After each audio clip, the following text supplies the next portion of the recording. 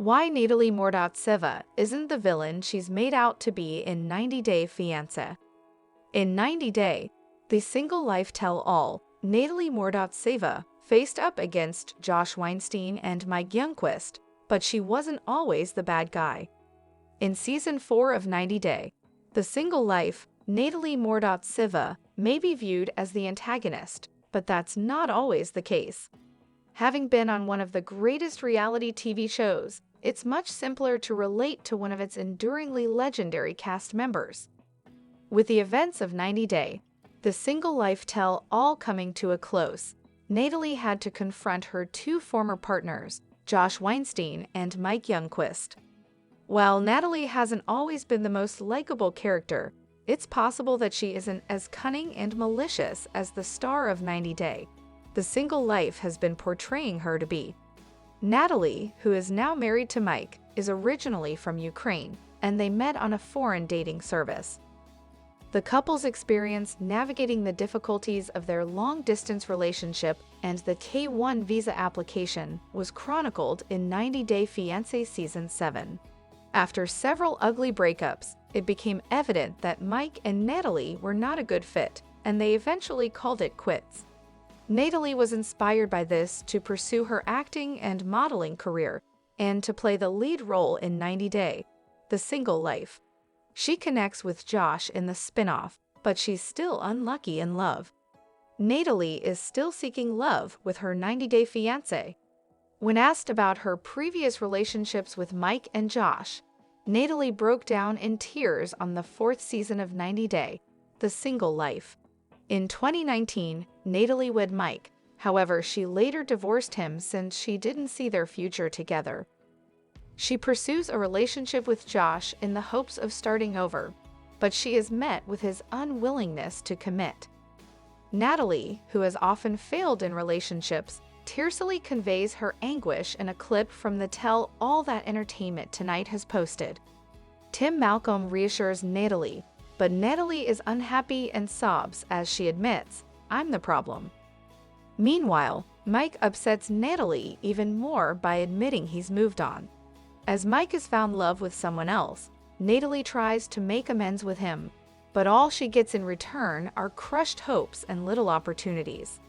Natalie came to the realization that she might be Josh and Mike's problem too little, too late, but that realization might come in handy later. The star of 90 Day Fiancé has a lot of objectives, but one needs to love and be loved.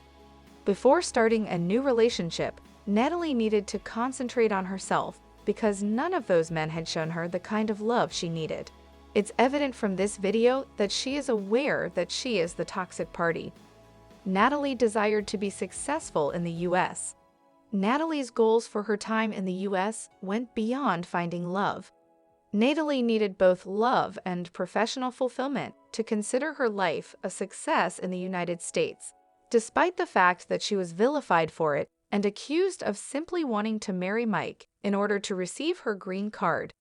Her desire to pursue a profession in acting and modeling contributed to the breakdown of her relationship with Josh. But Natalie's mother still has an impact on her and drives her to become a mother.